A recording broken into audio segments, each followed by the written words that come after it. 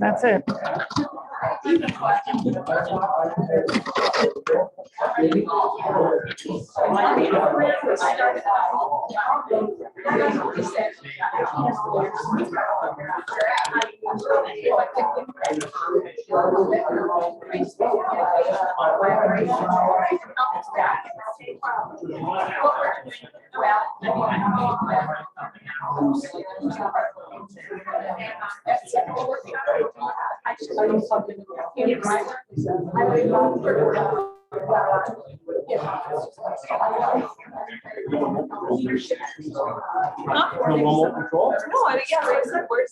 Yeah, we need this connected.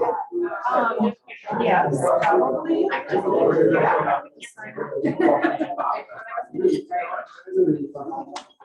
And that works well for the Zoomers, but it doesn't work.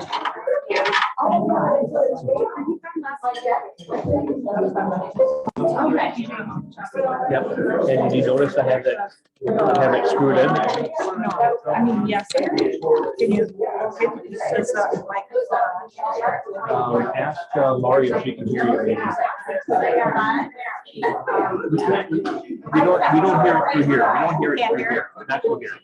But ask Laurie. hear the microphone. You hear it? Ask Lori Lutke. Lori Lutke, can you hear us? Lori, can you hear us? No. No, I can't hear us.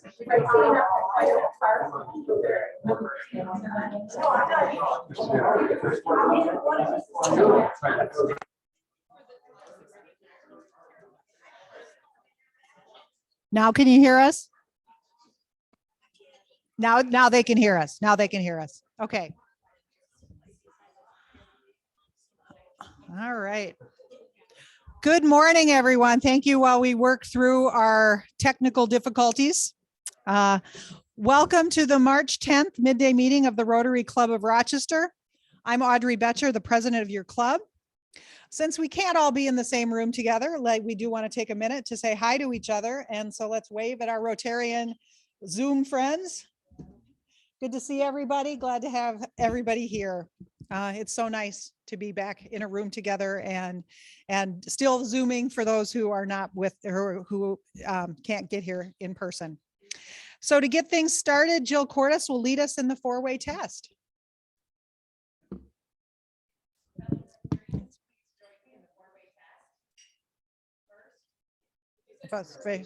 Second, is it fair to all concerned? Third, it will build goodwill and better friendships. And fourth, will it be beneficial to all concerned? Thank you, Jill. Chris Colby will provide a reflection. I want to jump over that. That's too high for me. Like the limbo, right? Well, good afternoon, everyone. A large turnout today. Glad to see everybody out, and even a large number on the video. So I'm going to try to get this. I promised Audrey I'd try to keep this brief. So of course it'll still take me some time to get through it. But I wanted to share some thoughts with you regarding the challenging world that we're in today. With all the problems related to the pandemic, the politics of division in our country, and how this horrible situation in Ukraine is happening, it's hard to have a positive outlook on the future. I found the following on the internet that I thought might be instructive and helpful for us to think about. Hope is a positive force that has the power and influence to pull us through difficult times. It's the basic ingredient of optimism, of faith in the best possible of outcomes. It often is described as a ray of sunshine, or a beam, a glimmer of hope, a break in the clouds, or the light at the end of a dark tunnel. Hope can often be revealed in an unexpected place or through others. And of course, we all know people that are annoyingly positive. But sometimes hope can be energizing and it can be developed with practice. Traits that you can develop that support hope are patience, courage, and persistence. Patience lets things happen at their own pace. Courage gives us confidence that things will work out. And persistence helps us keep going even when things look bleak. So for me, what am I hopeful for?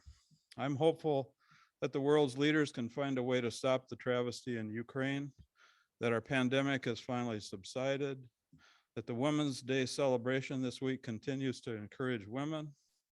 I had to say that because I have a lot of women in my life, daughters, granddaughters, wives. Generically, anyway. And that our club continues to find new ways to serve our community and the world. And that the Timberwolves and the Wild continue their successful seasons. The Major League Baseball strike ends soon, and the Vikings, well, maybe that's hoping for too much. So thank you.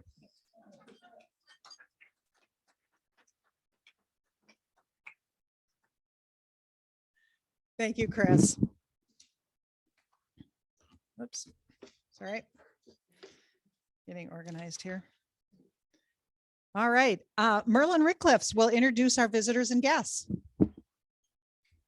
And we want to make sure you use the microphone, which otherwise the people on Zoom will not be able to hear. So you're not going to be able to roam the whole room. So. All right, that's confining. Okay. Well, Chris, in response to all the good advice you were providing, you have to realize that most everything is relative. And some people will see that optimism and some people won't. So that past week, I don't know what went through my mind, but to make a point of that, I would like to ask the question and see how alert you all are. There's this snail crawling along quite slowly. And here comes a turtle tooling on by. What do you think the snail says when he hops on the turtle? Whee! Okay. We have some, I would call them distinguished guests today, and that's a pleasure to be able to introduce them. Amy Lindstrom, would you raise your hand? Amy is president of the Rochester Symphony Orchestra. Pleasure to have you here. And Karen Limkey, again, an extremely distinguished guest, as I presume the replacement for Audrey as president of the, or whatever that title is, of the library. Director. Okay. All right. And I haven't met Jimmy Warren in the back there. Okay, Jimmy, Media Care here in Rochester. Yep, Media Care here in town. Just we're on the north side of town, actually, by Costco. Oh, okay. How big an organization are you? We got a team of 5 right now. Super. Pretty lean, yeah, but it's good. We keep, a small team, but we do quite a bit here in town. So. Okay, pleasure to have you here today. Thank you. Thank you, Merlin. Thanks to our guests.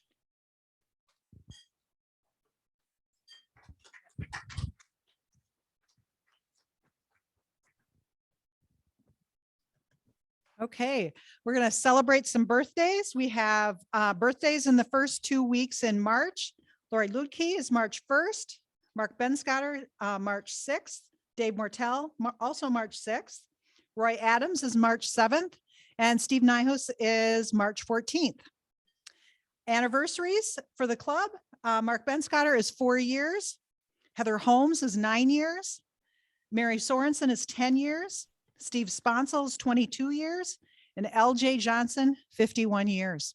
Let's celebrate these birthdays and anniversaries.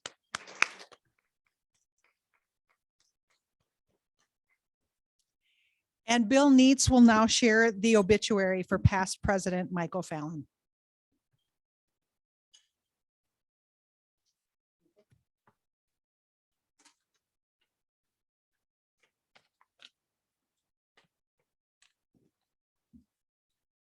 First, let's find the glasses first. They're in here somewhere. Just a sec. I'll get them. I'll get 'em. I'll get them. There we go.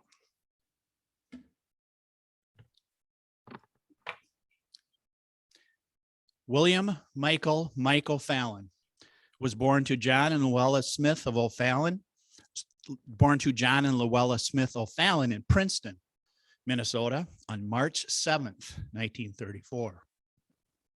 Although the doctor told his parents to take him home and keep him warm until he dies, he fortunately survived for all of us. He died on February 19th, 2022 in his home in Charterhouse here in Rochester, Minnesota. Well, Mike graduated from Litchfield High School in 1952 and St. John's University in Collegeville, Minnesota in 1956.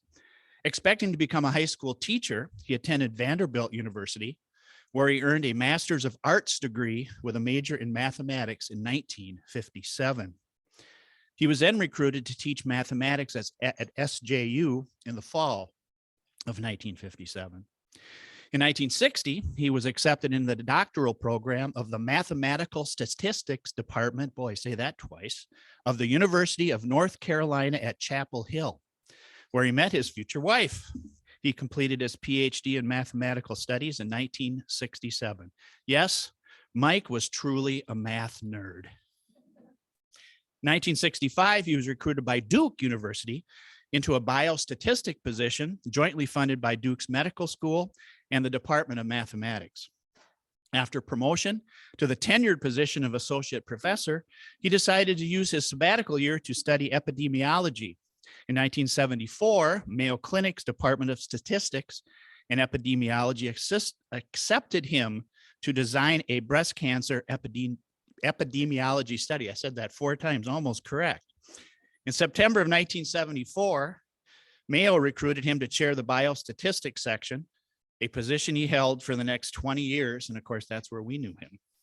He was promoted to professor in the Mayo Medical School, co-authored more than 450 peer-reviewed publications, served as principal investigator or co-investigator on nearly 50 major grants, and served on several NIH and FDA committees.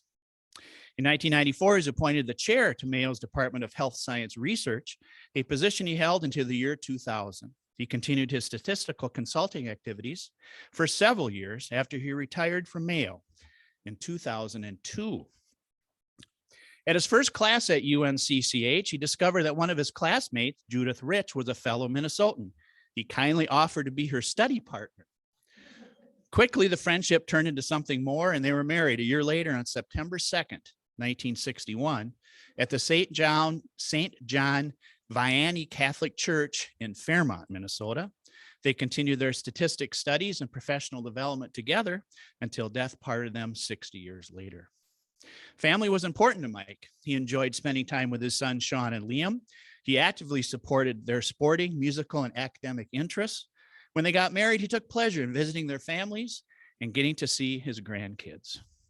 Mike had a wide range of interests and loved to share them. He was a hunter, a golfer, a long-distance runner, a bowler, a wrestler, and a softball player. None of these things that I've ever done, and became an accomplished soccer referee. He liked to play cards and loved to read and hang out in bookstores and libraries. His personal passion was genealogy, and he spent lots of time and effort to learn about the O'Fallon and Rich families, where they came from and what they did. He was never happier than when he could share his knowledge with relatives and friends. Mike was committed to making the world a better place, and in the 1960s, he championed civil rights and voting rights, and in retirement, he served as the interim director of Channel One Food Bank. He was active in the Rotary Club of Rochester, serving as club president in 2005 and assistant district governor in 2009 to 2011. He was active in his church too, serving on committees, participating in men's group activities, and mentoring new members. I was club president just before Mike, so we spent a lot of time together during those years. My mom, Lois, who was club secretary at the time, always said I was her favorite president, of course, but Mike was one of her favorites. Probably in 2003, Mike and I attended a large club meeting in Chicago. At dinner one night over drinks, I looked at the menu and I said to Mike, "What the F is skate?" He said, "It's a fish, just try it." And I did, and I liked it, and a Rotary friendship was born. Mike is survived by his wife, Judy, son, Sean and Liam, grandchildren, Emily, Lydia, Cade, and Ian, his brothers, John and David, and many beloved nieces and nephews. Let's have a moment of silence for Mike O'Fallon.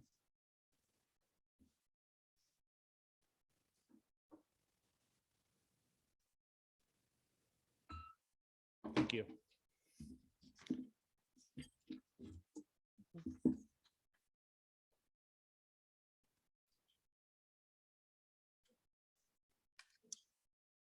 Thank you, Bill. And Judy, we're so glad you're here today.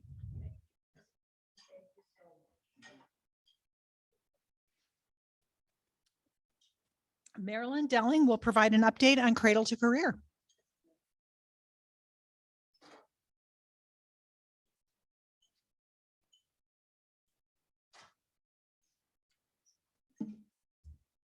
Hi, I'm Marilyn Delling.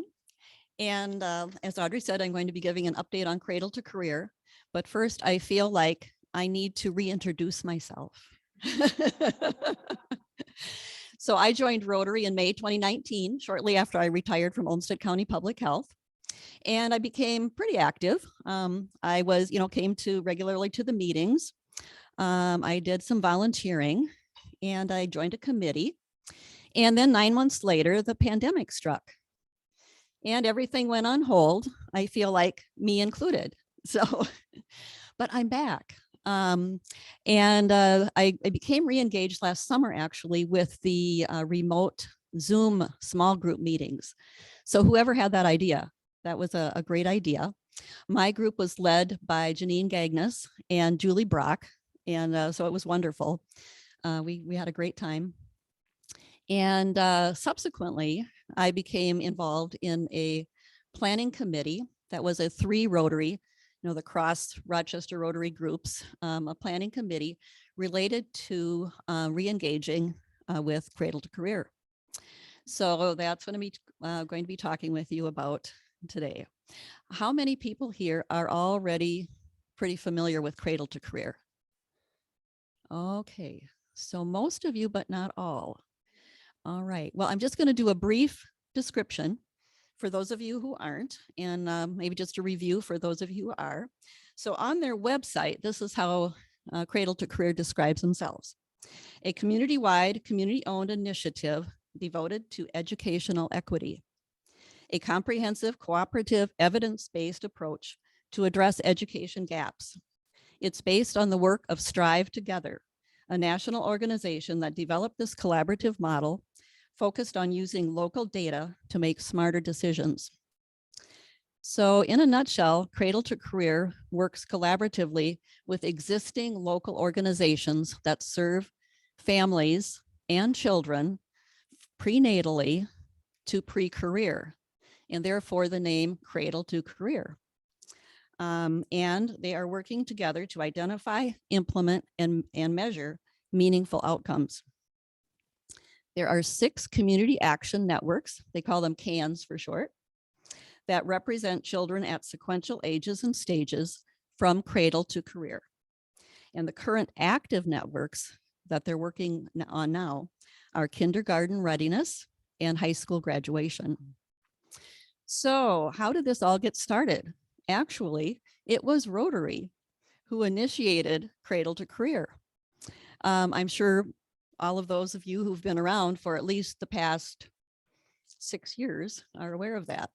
And Audrey was very instrumental in that happening and in that planning. So back in 2016, a 3 club again, Cross Rotary Rochester Club, as well as the United Way of Olmsted County and the Rochester Public School District all got together and planned and held a community-wide community stakeholder meeting at Hill Theater at RCTC. How many of you were there? Okay, great.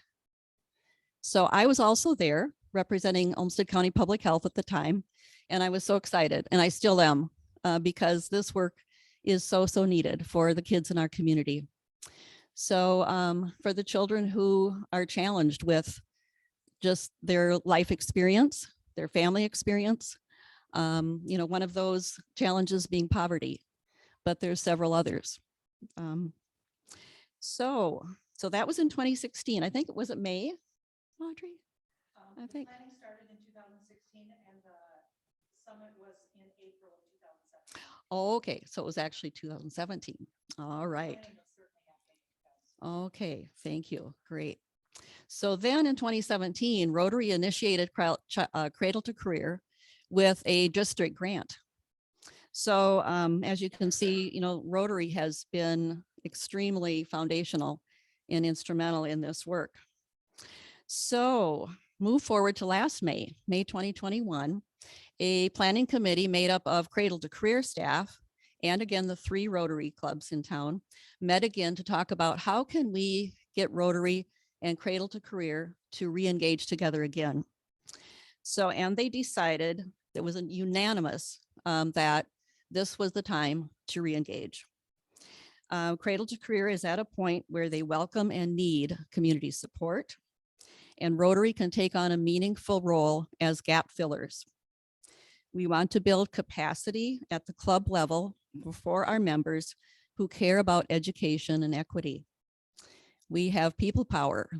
We have a lot of really talented people in our organization who have an interest, of course, in the children in our community.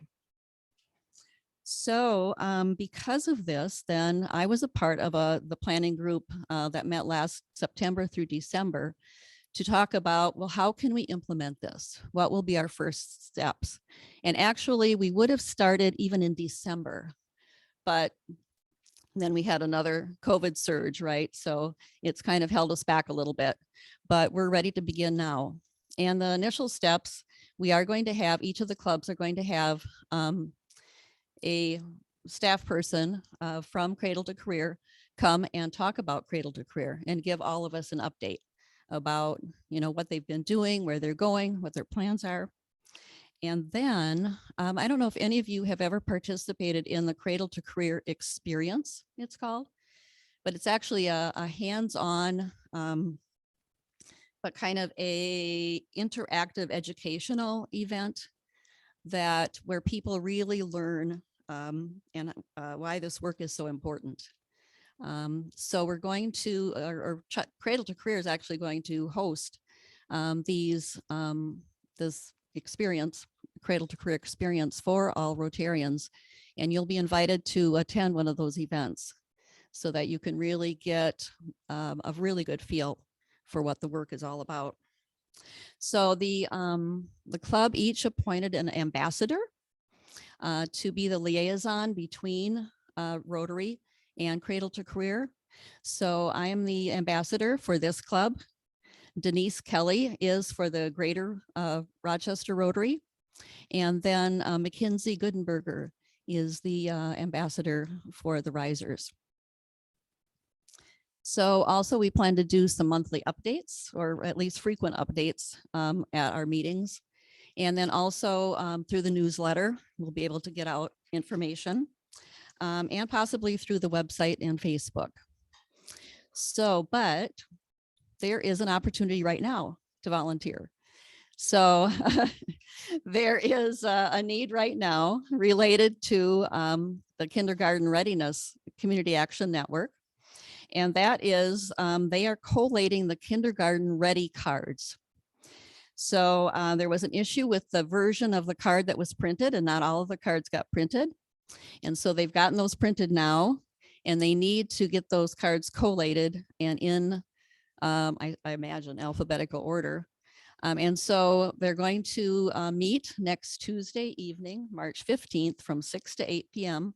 at the United Way Building Conference Room. So anybody who is interested to come and, join in, meet some people from the other Rotary clubs. There'll be refreshments and just the opportunity to do this, helping out at this point. And there'll be many other opportunities in the future. And we'll look for many different kinds of skills, whether you're more interested in, kind of that preschool or pre-K area, or right now, if you're more interested in maybe mentoring a high school student. And there's always going to be opportunities for monetary donations, I'm sure too, when that is needed. So that is again next Tuesday, March 15th from 6 to 8. And if you're interested, you can let me know after the meeting. Or my email address is actually in the Moccasin Flower related to the Jeremiah program. So you can find it there, but I'd be happy to jot it down for anybody after the meeting as well. So any questions? All right, thank you.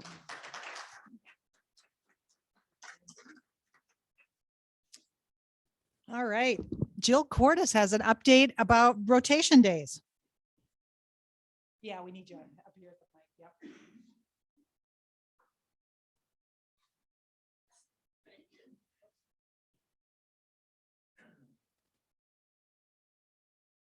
Good afternoon, everyone.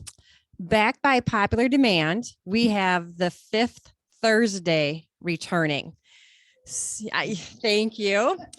Thank you. And so what that means is we need some hosts coming up because March has 5 Thursdays. And if you're willing to host a small group or your business is willing to host a small group, please let Amber know. And we will then get that organized and open up registration. So, yes. Okay. And just for fun's sake, show of hands for fundraising committee. Yeah. Okay. Okay. All right. Yep. It's still open if you're wondering, but yes, let Amber know if you are willing to host. I know I myself am hosting a group of 6 at the MetroNet office. So we got room for 6 already. So thank you all.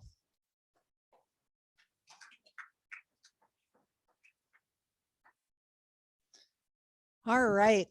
Is Colin here? Online, that's right. Sorry. Colin's going to make an announcement about third Thursdays. Great. Can you hear me, Audrey? Yes, we can. Great. Yes. So Jill just talked about the 5th Thursday in March, and I could certainly host.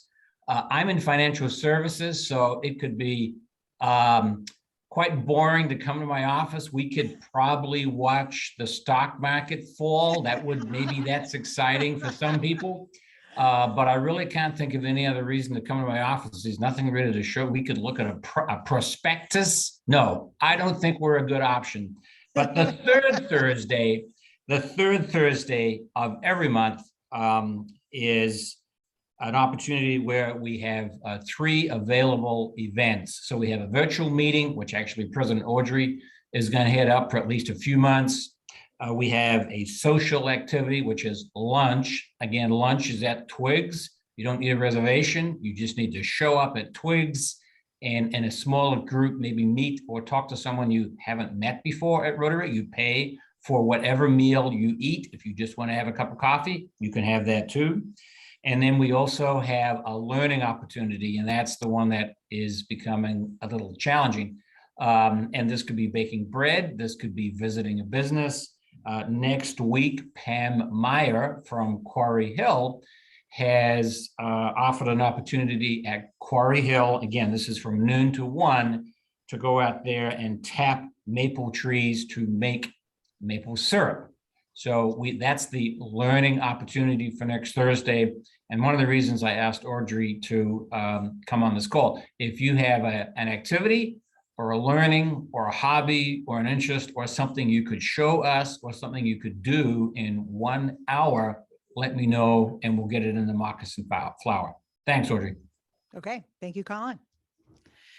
We did hear from the district that there will not be a summer youth exchange program this in 2022. So I know there were people who were looking to or had volunteered to host, but letting you know that will not happen in 22. Just the camp, the summer camp. Yep, the summer youth exchange.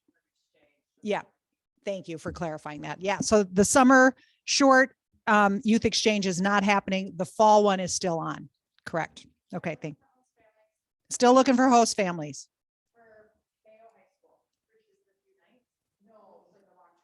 This is, so we're looking, so to clarify, and especially for the people on Zoom, we are still looking for host families for the year-long exchange. And so let Mel know if you're interested. And then we have another hosting opportunity, and Bill's going to come up and talk about that.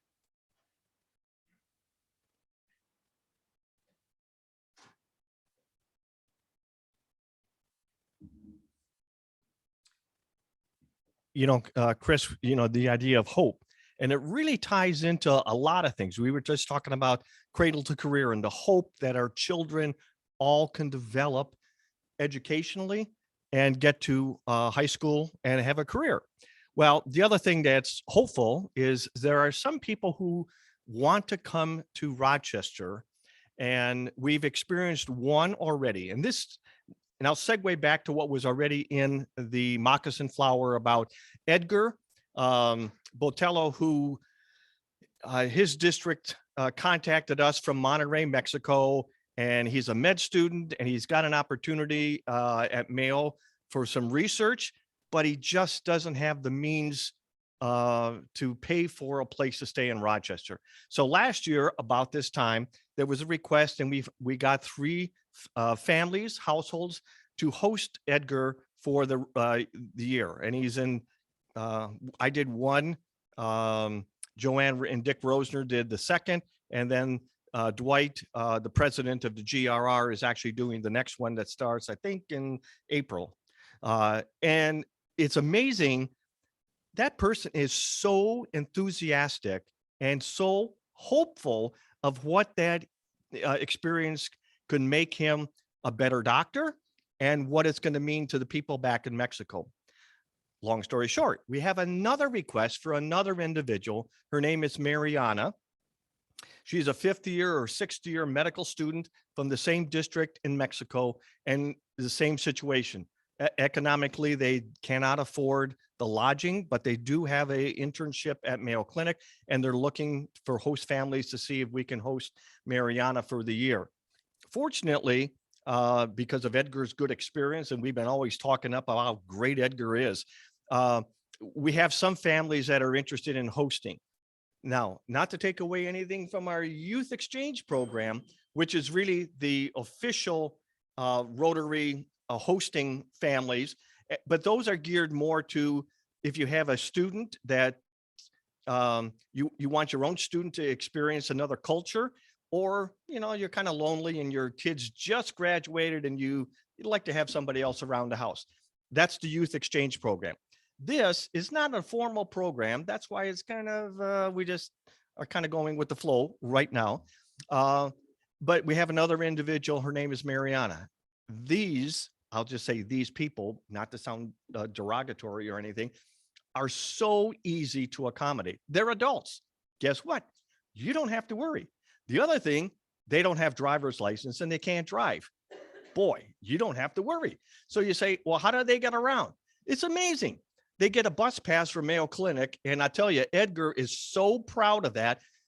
Every day he comes into the house, when he did, he showed us the bus pass. He always wanted to take the city bus because that's what he would do. We never had to drive him anywhere. One time we would go on a trip or something and we would take him along. But other than that, not to worry about it. They're adults. Curfew, you don't even know if he's in your house sometimes. And sometimes he's not in your house because he's with his friends. He will eat generally whatever you want to feed him. But if he's somewhere else, he'll eat on his own. The reason why I tell you that is it is so low impact, but they are looking to have a bedroom, share a bath, or have a bath of their own, and have internet access. And that's all you have to provide. And it's a lot of fun because they're enthusiastic. They love to talk to you, but they also get the message that I got other things in my life. I can't spend time with you. That's perfectly okay.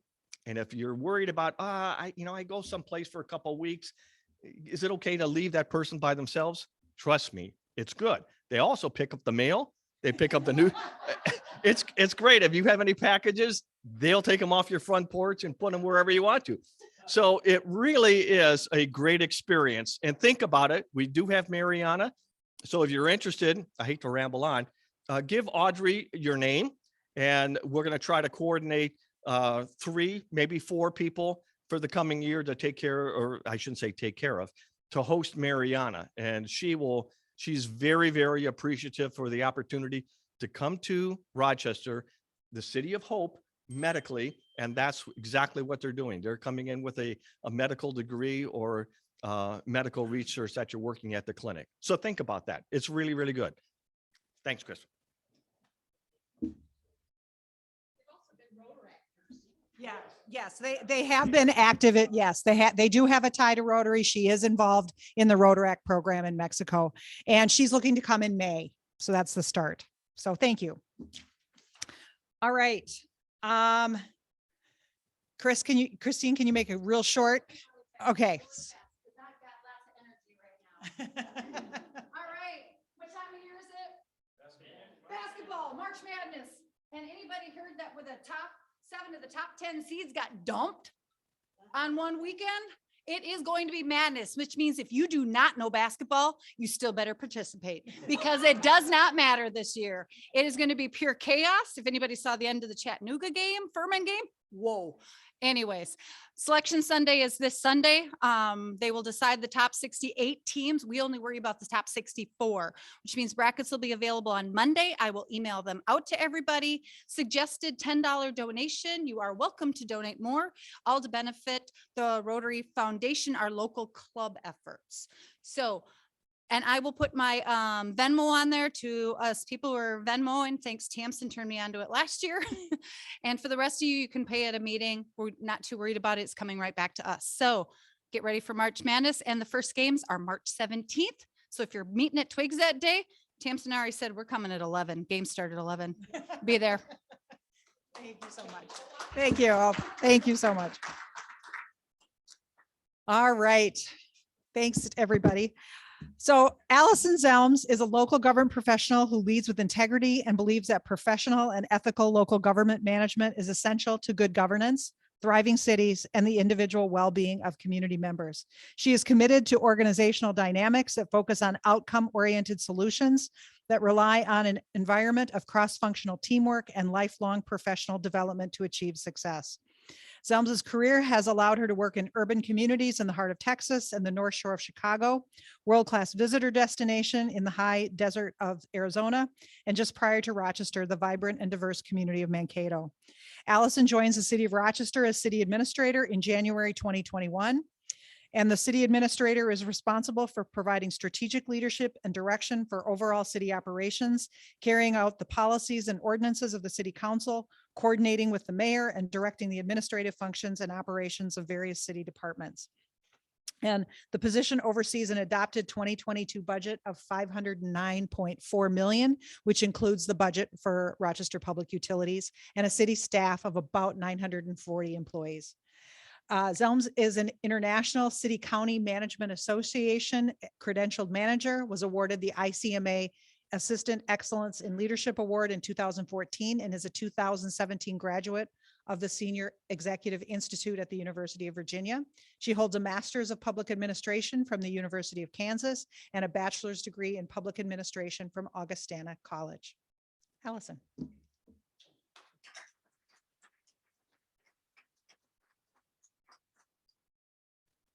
Well, thank you to those at home and those in the room. I get to say this at City Council whenever I introduce myself also, since we're hybrid now. I'm going to try to do this without looking behind me too much, but I'm not used to having the oh, it's in front of me too, but I just have to have better eyesight.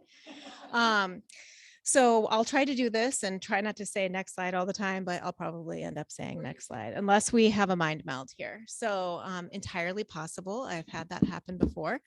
I'm really excited to be here in Rochester. I'm really feeling fortunate to be here in person at Rotary. It's been fascinating to join an organization during, I don't know if we say the middle of a pandemic, during some phases of a pandemic.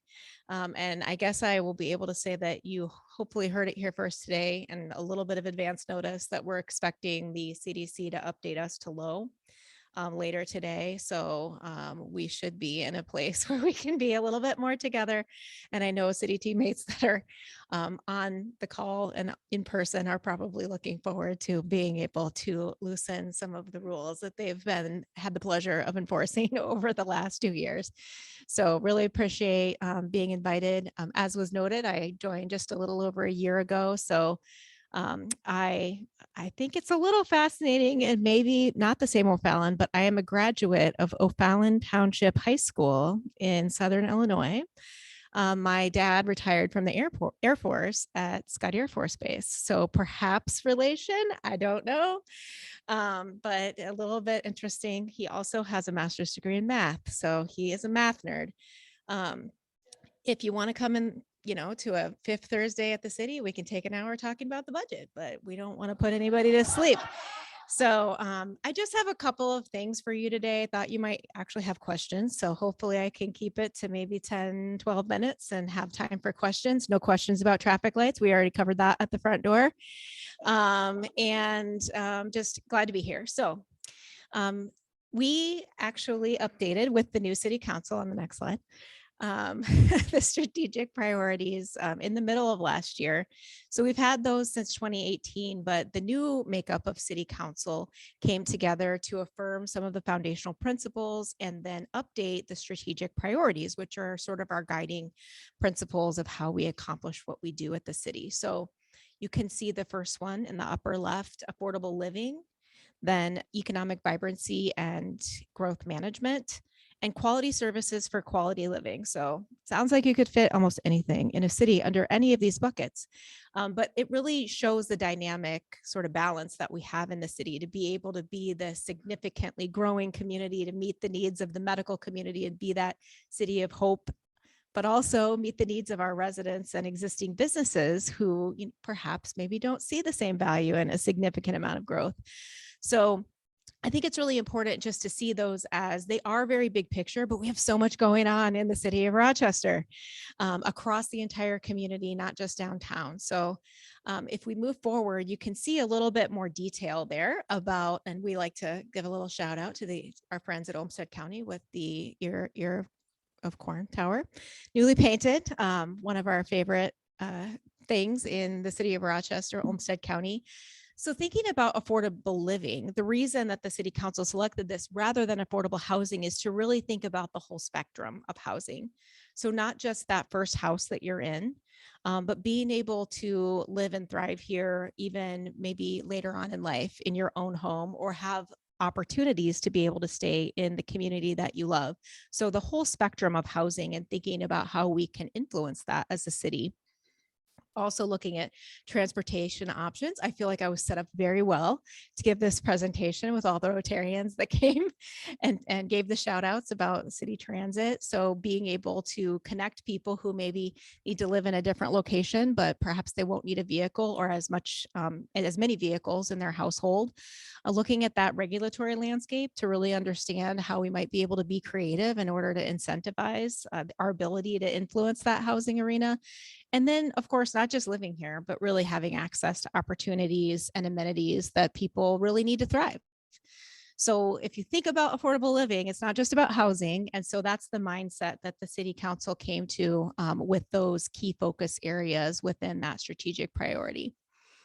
And then the next slide has economic vibrancy and growth management. And really a few of these entities were mentioned here today as well. We think about economic vibrancy and sometimes we easily think about the DMC initiative, but we have a lot of partners in economic vibrancy here. The Collider, the Cradle to Career Group, our partners at Ready, DMC, others within the initiative, just to be able to meet all of the different things that we're trying to accomplish in our economy, and not just to have economic growth, but that vibrancy where we're trying to see that churn throughout the economy, whether that's construction jobs, whether that's the long-term hospitality industry that thrives. And we have folks across the community that rely on that for work, but also making sure that we have those connections between the existing and new businesses and the new folks who move here in order to be able to fill those jobs. So we want to be competitive and sustainable. We want to be able to leverage and allocate our resources in a wise way. looking at implementing tools that really help us achieve our comprehensive plan. I imagine with Rotary, maybe some of you are involved in the many, many meetings that actually brought that to fruition as the main mission and vision of the community.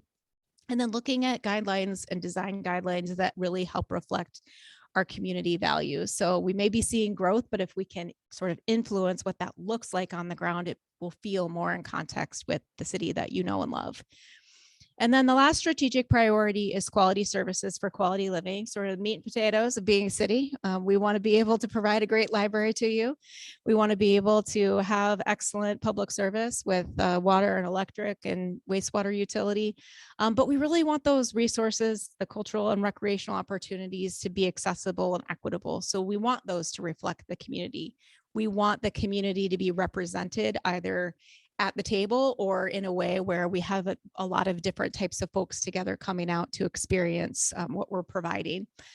We want an organization and services that reflect that changing demographic and operations that are sustainable and integrated and that you can navigate easily. So we want to optimize that service delivery, and we want that service to really look like you and to reflect our foundational principles. So an exciting thing, I think, that we did last year was actually connect the strategic priorities to an action plan. So if you go to the next slide, you can see that how that builds together. And we haven't had an action plan before. We've had a lot of strategic priorities, a lot of strategic plans across the city, but we're working on aligning those across all of our lines of business so that we're really elevating and telling our story effectively about how we work together to deliver a great community. So taking the vision and principles and priorities, the strategic priorities and the action plan, and tying those to our budget, to our goals, tactics, and something we're still working on perfecting, which is the key performance indicators. So we can see where are we doing well, where are we not, and maybe we should stop doing something or we should pivot and do something differently. I guess we can say pivot, not associated with COVID, but pivot for some other reason, maybe. And then we also adopted our first ever 2-year budget process. So we're trying to give a little bit longer of a window to see what we're trying to accomplish out here so that we can resource our strategic priorities more effectively in that second year. We can be thinking about the next 2 years and already have most of our budget for, I mean, there's a lot that we don't really change that much at the city. We're still going to provide you electric service. So that's probably not going to change in the budget. How we operate that might adjust a bit. And Mark Kochevar likes it when I talk about the pilot. So I just put a shout out there just in case he's the Mark that's on Zoom. It's not, darn, well, someone will tell him. So we really want to align all of those together in order to be able to, over time, better align our budget and our dollars and resources and people to our strategic priorities. Just a couple highlights of big things that are coming or that you maybe have been involved in and are getting towards some action. The Council Policy for Future Development, our Unified Development Code, is coming together. We're in phase 3. Of that long project, and that would update our land development manual, which is over 20 years old. So this tries to really modernize what our community would look like and how developers and landowners look at what they're intending to do, so that we can really achieve on some of those design goals and integrating into the community. So we're hoping to be able to adopt that in summer of 2022, which is coming on as quickly, and then start implementing. And that really happens through each development that comes forward to the council. You can start seeing in our American Rescue Plan Act that we did try to focus our funding towards our strategic priorities and foundational principles. So we have some key infrastructure investments, library roof, congratulations, passed on Monday. We're hoping it stops raining there inside. And then we did really try to do some revenue impact mitigation, support for people, obviously with affordable living, trying to make sure we continue to come back resiliently, opening so that we can keep folks downtown, so we can keep our businesses thriving, and then supporting innovation for that long-term optimization. A few highlights here, very hopeful this will come together, is a 311 customer service line so that we can connect people more quickly to answers. Downtown activation and placemaking, we're working with the Rochester Downtown I always call it an association authority, in order to be able to bring about 50 more events over the next few years, to get people back downtown, working really closely with the Rochester Police Department and the Community Engagement Response Team to provide alternative activities and ways to make sure that folks who maybe are more vulnerable don't enter the justice system, but rather have things to do later at night that are more productive. And then that budget stability is related to that 0% tax levy. And generally in the city, it costs about 5% tax levy a year just to continue to be what we are. So having that 0 tax levy year was important during COVID, when we weren't sure where things were going and people were really struggling, but created a little bit of a gap going forward and being able to continue to provide services. And then, of course, affordable housing and that joint investment with the coalition, with the city, with Mayo, with the coalition, with the county. That's just something that's so important for us to keep focusing on. A few things to look forward to. Continuing, I like to continue things, focusing on that alignment and continuing to really bring our strategies and principles together towards our budget. You are probably aware that we were the recipients of $1 million grant process for the next 3 years. We're shifting away from calling that the Bloomberg Award, but in the implementation phase, really focusing on equitable investment in economics. So especially in getting BIPOC women into the construction workforce across all spectrums. And that's not something where we will create it and continue it. It's intended to really catalyze across the entire business community and then have a life of its own once we are hopefully successful at implementing the grant and then being able to show that to other communities, how they can replicate that and see positive economic mobility. I'm proud that we're going to be going into our 3rd meeting of the tri-government. So city, county, and Rochester Public Schools are meeting together to talk about our aligned visions. And we, in our first meeting, talked about how much we already do together that we just don't necessarily think about. Paper doesn't always pick up on it that way either. But we do actually work really closely together, and that really helps the relationships build. And then we will have a citizen and business survey forthcoming. The county beat us to the punch, but ours is coming later. So if you get one, please fill it out. If your neighbor gets one, ask them to fill it out. And then just a few other things. Gosh, this is small in this room. We are active in the legislature. The session is underway. We're looking at some key bonding projects for downtown heating and cooling, which will keep the library, civic center, arts center, civic theater, and city hall powered up.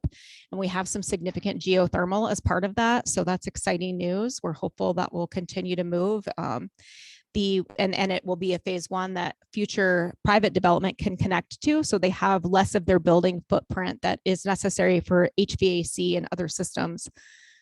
Continuation of Willow Creek Trail, and then the Silver Lake Dam modifications and park improvements, a hot topic in the city.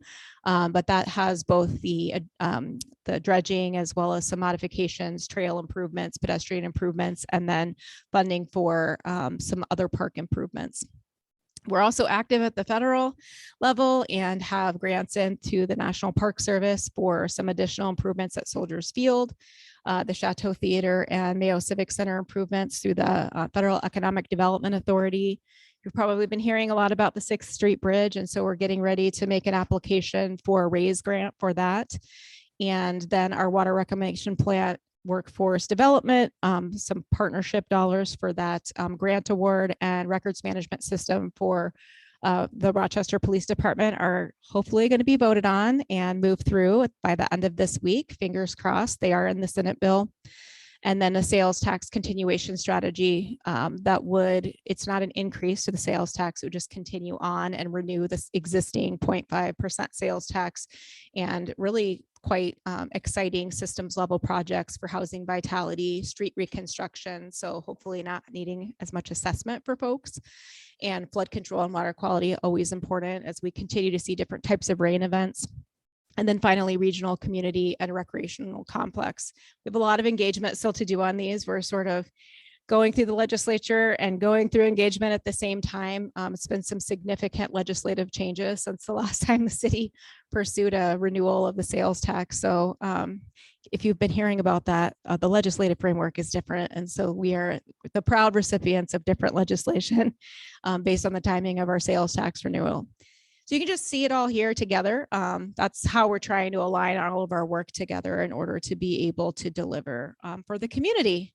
So there, I think I maybe did it in 10 minutes, but that's the Chicago speed of my speaking coming out, or O'Fallon. So I'm happy to answer any questions you have, again, except for questions about traffic lights downtown. Private discussion only at the front table. Sure.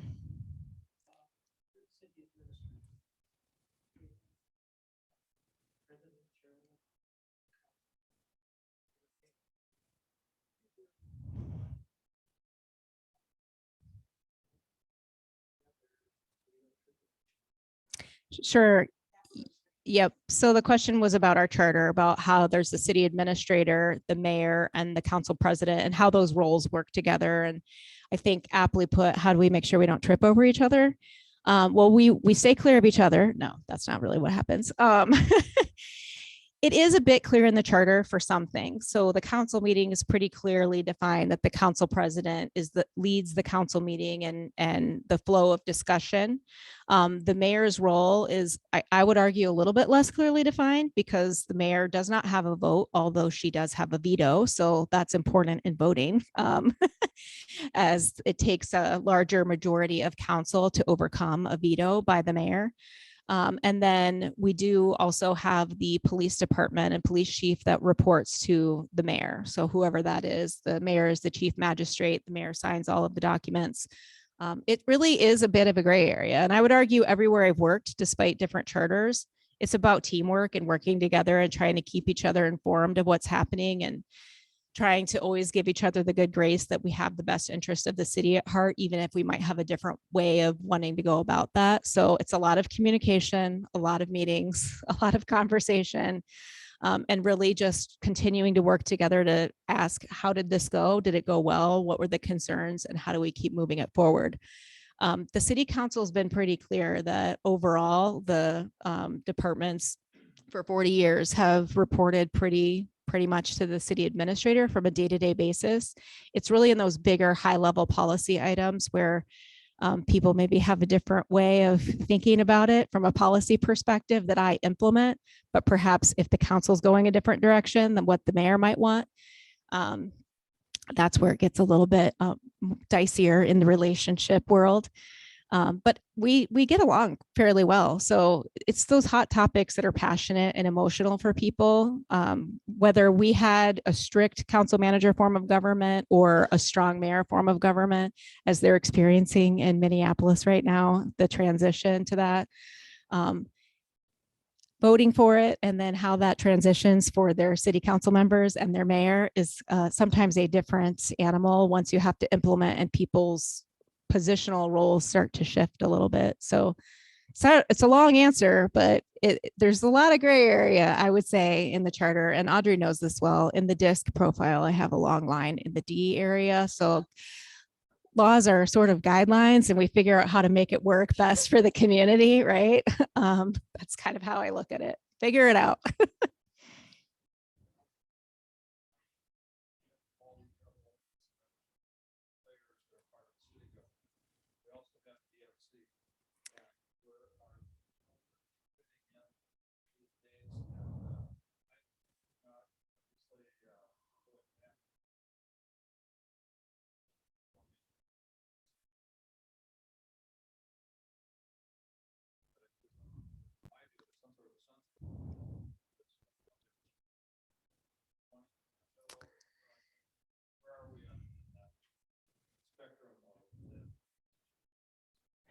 Sure. For those on Zoom, the question was about DMC, how that's going, what the sort of provisions are within the legislation and where we are in that. So it's a 20-year process with the goal of about $6 billion of investment, of private investment. I was actually just presenting this morning to the DMCC executive board.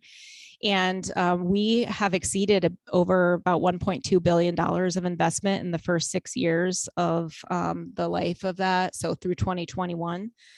Which is a huge accomplishment. Over $47 million of private investment alone just in 2021. So while we were going through the hard times of a pandemic, we saw an additional 47 million. This is the non-Mayo private investment. And significantly more than that, about $200 million of Mayo investment. So we're still seeing a lot of that come forward, which I could describe it as a blessing and a curse. For some people, growth is very unsettling. It changes what your neighborhood looks like. It changes what the feel of the community is. It changes how many red lights you have to stop at and if you get the left. So it does change that, but it's such a good problem to have. We are, we're growing, we're thriving. We have a lot of investment downtown. We're seeing that continue to evolve with a lot more focus with the Deed Main Street revitalization grant that we partnered on, and being able to focus on that infill and really small business being able to thrive alongside some of the very significant capital investment we see, like this building here that we're in today. So I think it's going really well. And again, it's relationships and having honesty and honest conversations and trying to understand where we're getting it wrong in the message. Because sometimes the message just is shiny, but it's a hole in the ground sometimes, right? Before the building comes out. So I think that a bit of pragmatism could help in really sharing with the community what we're trying to accomplish. But I think it's going pretty well, even though Audrey left. Thank you. Thank you for the questions, and I can come back.